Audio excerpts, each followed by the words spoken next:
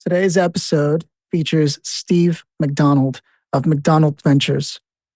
One of the great things about this conversation is being able to borrow from an experienced entrepreneur and serial investor, making multiple exits as an entrepreneur, also investing broadly across many companies, often pre-seed, to now doubling down and focusing on more as the experience kicks in and the network grows. And we get to learn about not only those transitions from making an exit to becoming an investor, even the emotional circumstances that take place with letting go of a company, walking away from it after all the hard work an entrepreneur puts in. But then also looking at the growth from the beginning to a more seasoned stance or position as an investor, an angel investment, and things of that nature. We also get to look at the exciting growth of one of Steve's first companies that he invested in, Kush, and what that looks like, which is a cannabis digital marketplace. A lot to unpack in this conversation. Stephen MacDonald of MacDonald Ventures. Steve, man, I am very grateful to get the chance to talk to you. There's going to be a lot of perspective in this conversation that we get to borrow as a benefit for anyone that's listening who's in the grind and they haven't made an exit yet, right? And they haven't become an investor yet. This conversation, I feel, is going to illuminate a lot of things they can anticipate to face themselves when they get to that level. But before we get there, let me check in with you. How have you been? How are you doing? Awesome. Yeah, it's been great. Got back, as I told you earlier, just extended period overseas and getting back into the grind. It's been fun. Yeah. And I was looking over the notes. I was thinking to myself, how can I bring this home as soon as possible for everyone that's listening?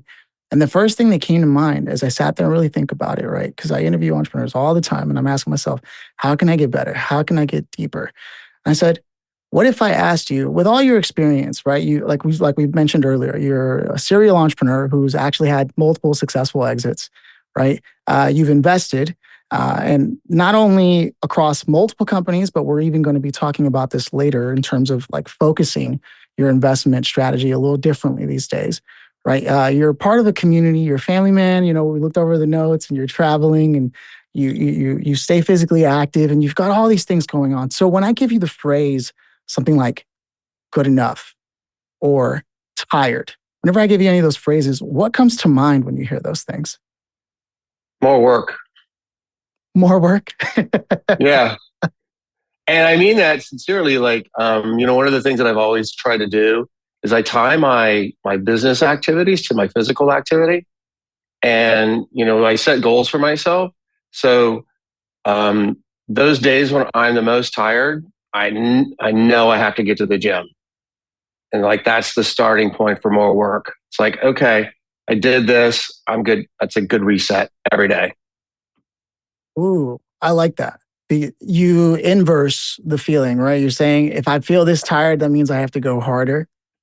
Yeah.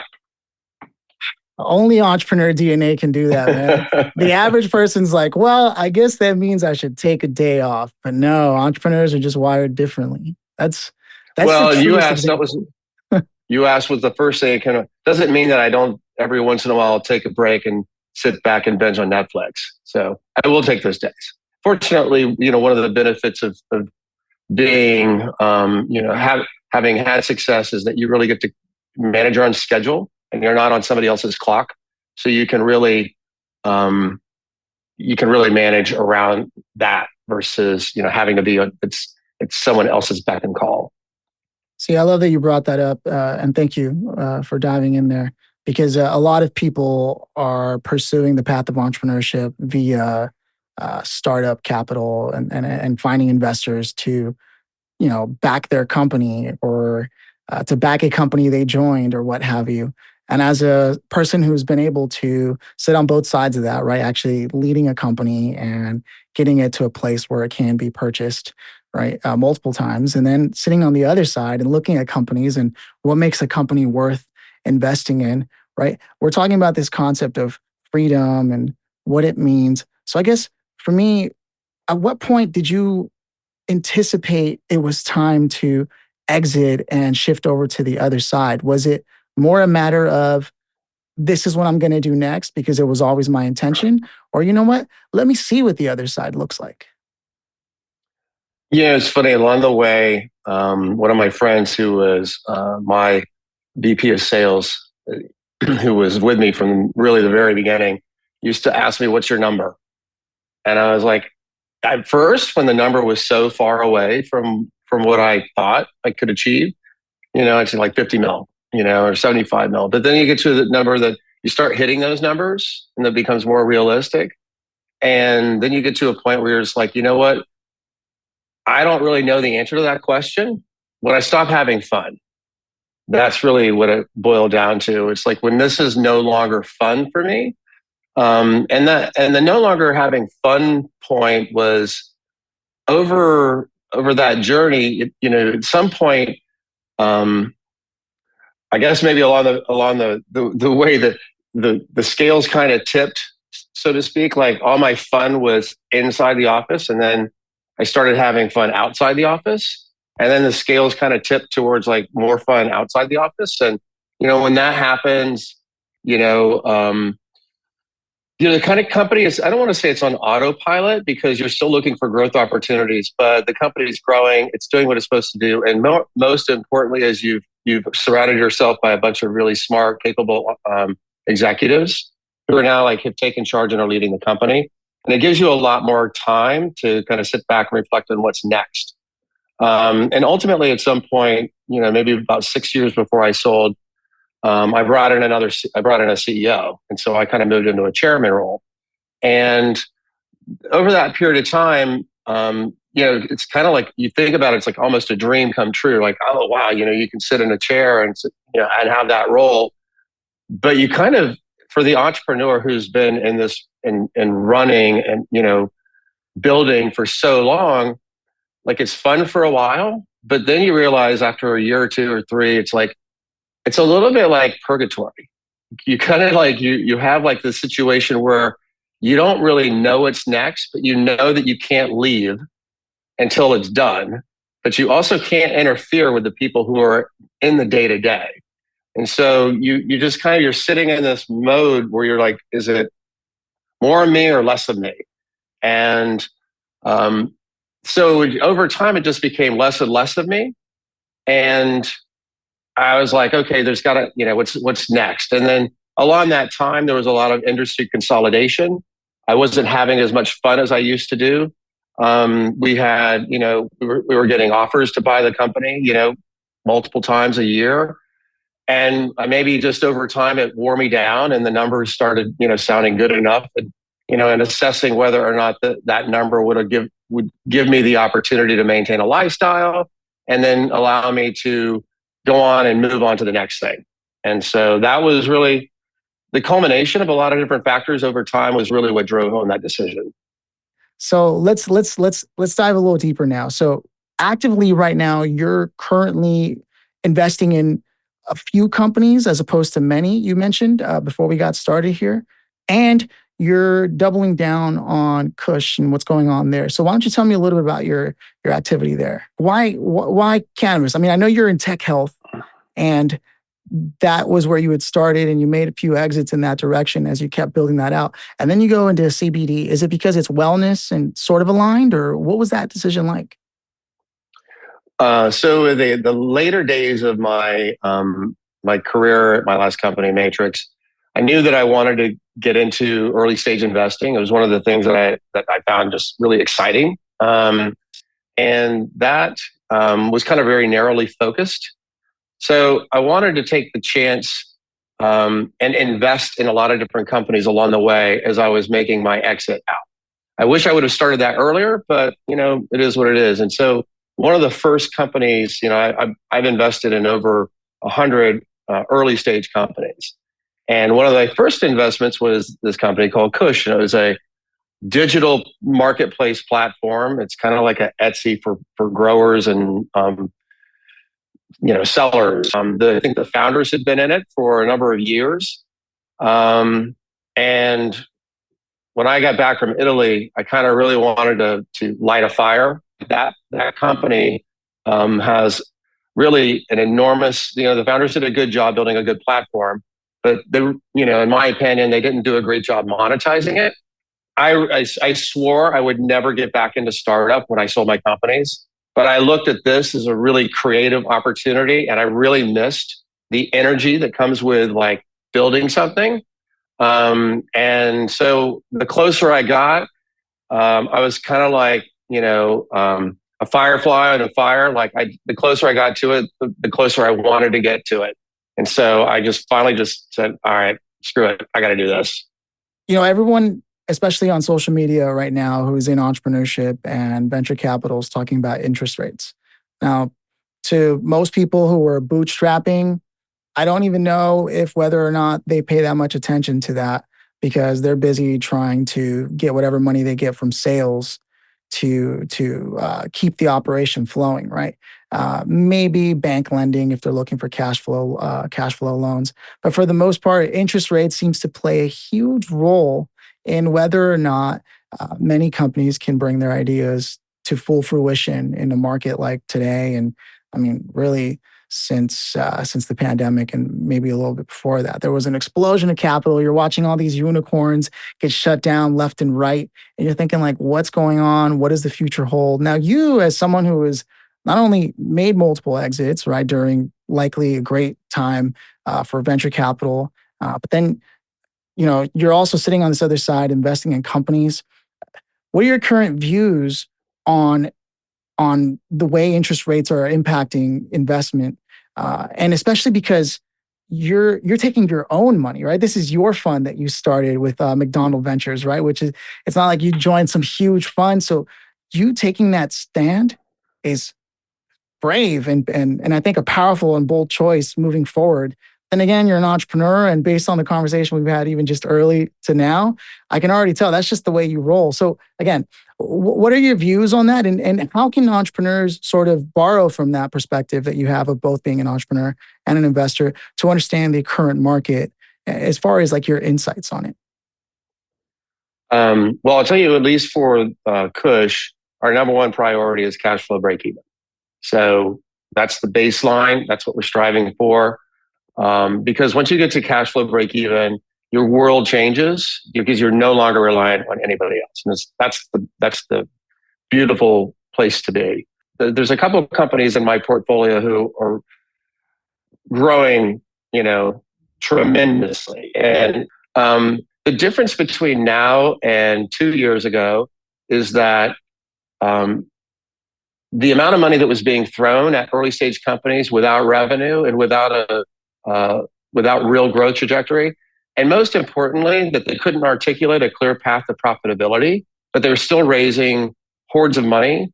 That's gone now, and so these companies that are early, and it's the advice I give to nearly all my portfolio companies is um, make your dollars last, and you have to be focused on getting to cash flow break even.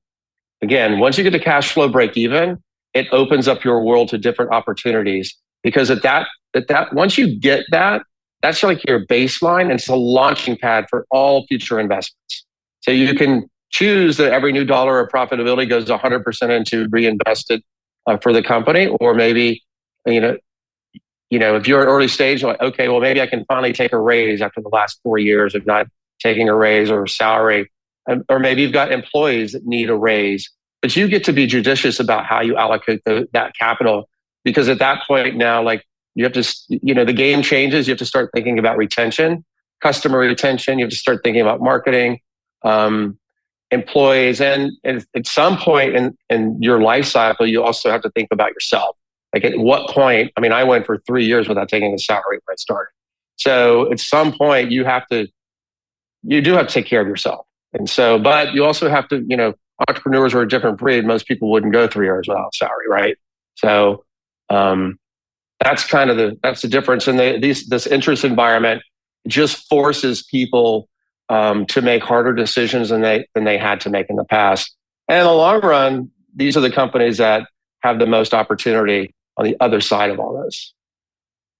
Now, when you're looking at a company to invest in at this current stage where you are now, um, do you often make an assessment of how many other options you have for profit centers or opportunities to, like, for example, let's take the marketplace, right? You look at that and you say to yourself, okay, there's some things that are being done right here. I see some other avenues we can start to generate revenue from. Is that where you start to head in the direction of, I think I may invest in this company?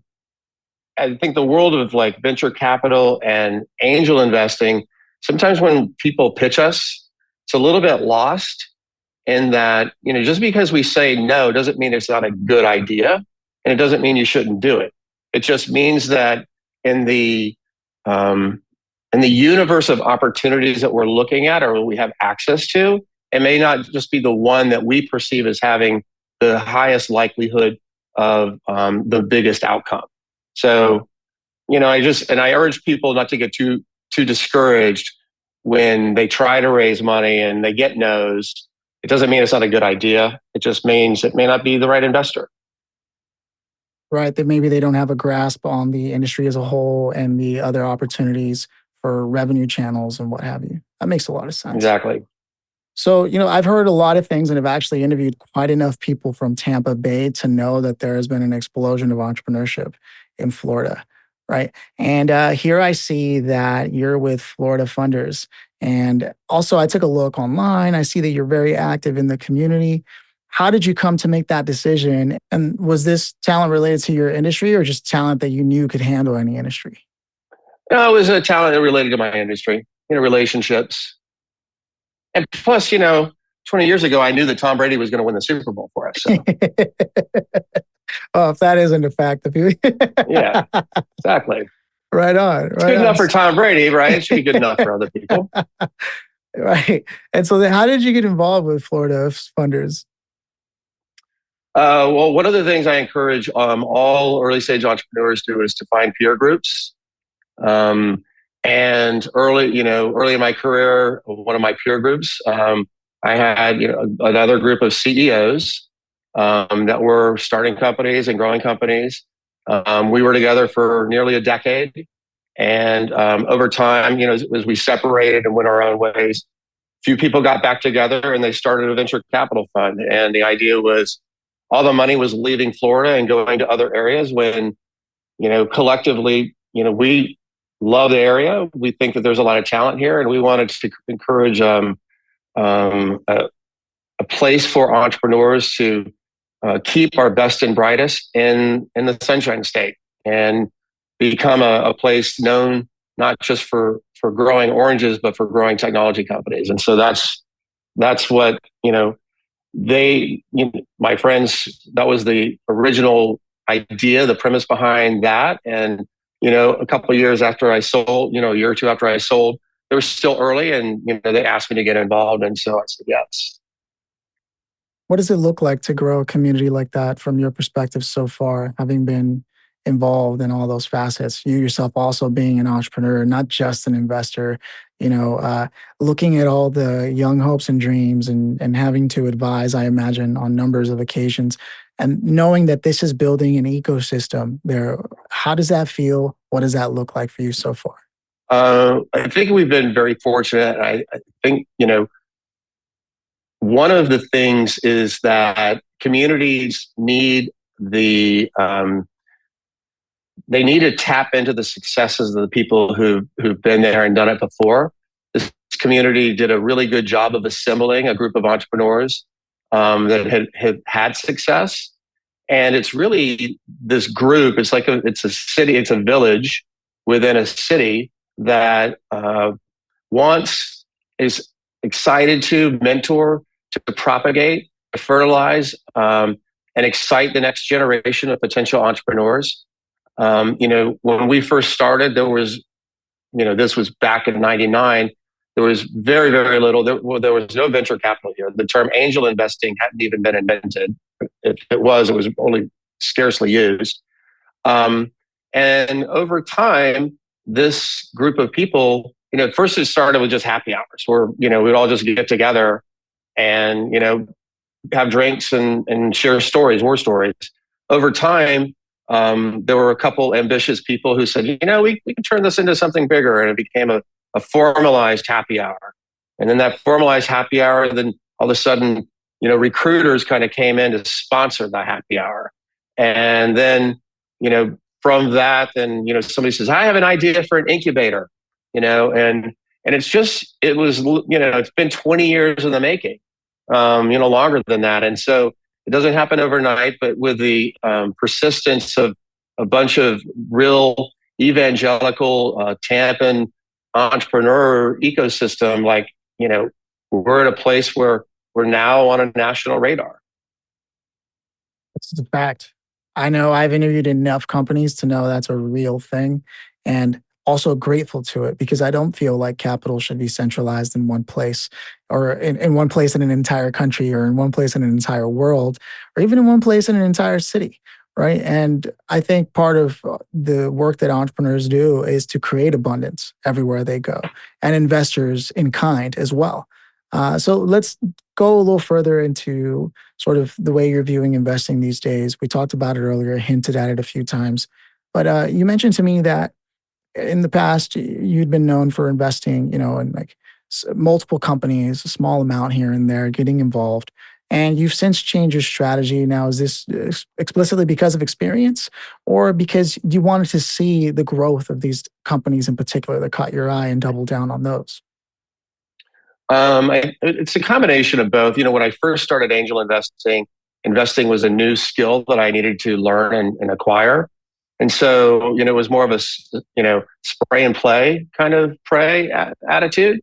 But it also gave me exposure into all kinds of different companies, the opportunity to see, to profile what companies became successful, did not become successful, what were some of the commonalities. And it's not like I created this elaborate working model, but it's really more anecdotal, through the experience and talking to bunches of different people, as well as finding those other investors who had much more experience than I did, and co-investing alongside them and learning to see what, where their successes were, and giving me the opportunity to have, better quality deals along the way. And so that was the first part. And then over time, as I got, I felt like I started to learn more, and I got more involved, and I sat on more company boards and started to see some success. I think it was also one of the reasons, where I got sucked back into being an entrepreneur again, because they were having more fun than I was having. And so, I felt like I wanted to be a little more deeply involved in these companies, and just much more exciting. You actually have a hand on the pulse of what's going on and participating. And just for me, the excitement factor comes into the building and creative process much more than maybe getting lucky on an investment. So, and everybody's different, but that's kind of, like I said, that's how I got stuck back in. That makes a lot of sense, actually. It's especially for someone coming from the entrepreneur side first, as opposed to just having always been an investor, is the idea of like really being involved. You can feel a sense of attribution, contribution, and you knew where things were going, as opposed to, well, I made a lucky bet, right? And nobody who's worked that hard for most of their life will ever like that feeling or ever come to love that feeling. So it makes a lot of sense when you put it that way consciously. And then, speaking of those types of feelings, I have come across enough people in my interviews to see that when an entrepreneur makes an exit, they're happy for about maybe 2 weeks. And then they're like, oh God, I got to do something. So how do you, let's take this back. How did you first feel after making your exit? We know enthusiasm is probably one of those, right? But how did you come to terms with success? Because then the problem is, great, this is like most people's highest ambition. What's next? How did that process go for you? And how did you come out of it on top? I think it sucked. It really did. Because I went from being in control to giving somebody else a pot of money and said, don't fuck it up. Right? Like, I had to give this to, my financial advisor, who, lifelong friend, but I'm like, seriously, don't fuck this up, because I was in charge before and now I got to give it to somebody else. In addition, the you're dependent on the market, what happens in the market, whether you have a next pandemic and, I'm not used to that. Right. So when you see, when you see your net worth or the money that you were making, you're making cash every year and it's coming in. And now all of a sudden, like I said, you've got a pot of money, you got to give it to somebody else and hope for the best. And like that, it really is, it was anticlimactic for me. I Yeah. mean, my family and I went on a big cruise, but that was fun. But No, I see what you mean. You built this up and you're letting go of the reins and you're like, great, I'm getting some money. But honestly, some things are almost more important than money. Very few things in this world that deliver that kind of value that supersedes that. But one of those is definitely having created something only to know there's the possibility of that to be destroyed, especially after all that hard work. That's like someone knocking over your Legos, right? But like in a way more real sense, people's lives, careers, jobs, dreams, hopes. Yeah, that's a lot to let go of all at once. well, it really boiled down to having some level of a sense of control and then having no control or very, very little control because I'm not a professional investor. Yet now I'm relying on and trusting people to invest all that work that I've accumulated over the last 20 years. So then let's talk about that as we begin to close things out, because I think it's the most relevant. Obviously, the next step it would be an easy transition, and that is for the other side of it. Because often when people make an exit, they go, "Great, how was the exit?" Right? Well, let's flip down and tell a little bit and say, what are some things you wish people who are taking over as an acquisition is taking place, you wish they would hear, know, respect, and learn? The thing about it is when you sell, you sell. You sell all of it. And if I'm the acquirer, realistically, I mean, there's a point in time for empathy. But at the end of the day, they want something that you have something that you want to sell, and it's a transaction. It's transactional. And I think that if anybody gets too involved in the emotions of the transaction, then you shouldn't be selling. Like if that's where you are, then don't sell it. But if you can just walk and just say, all right, good, I'm done, then you're okay, right? Yeah, no, you're right. That's as cut and dry as the conversation is going to get, because if you really are feeling that way, why are you selling, right? So then comes the Yeah. psychology of, when to sell. And I imagine your answer may be something like, well, are you okay with walking away from this? It really boils down to that. Like, how do you have a burning desire to get out? Just like I said recently with Kush, I think the founders, had been at this for a long time, and they just, I think that there was some level of okay, next, right? Next, I want to do something different, and it's okay, right? That's fine. That's part of human nature. But if you are the person who sells the company, it's like, God damn it, do you know how much they just screwed up my company? And then you just can't, you can't sleep at night anymore because somebody else sold some messed up what you have. Well, I'd sit on the sidelines and go to Tahiti for a week or two or a month or two and come back, see how badly they messed it up. And then, you got a pot of money, let them run it into the ground, buy it back from them, pennies on the dollar, and then do it all over again. Right? Just look at it as an opportunity. That's it right there. So then you got an extended vacation, you made a bunch of money, and now you've got a great buying opportunity. That's a win-win. That's that. Yeah. Only an investor can see that light. And so then with that said, right, what can people expect as things close out now? We've got a few minutes here. What can people expect from Kush in the future as things move forward? So our tagline is all the fun, no worry. It's going to be a great place for a community of excited customers around the space of CBD and cannabis. We have what we when people see the word Kush.com, we want people to have a giant smile on their face. You're going to see we're launching this really. We think it's an amazingly funny user generated content advertising campaign.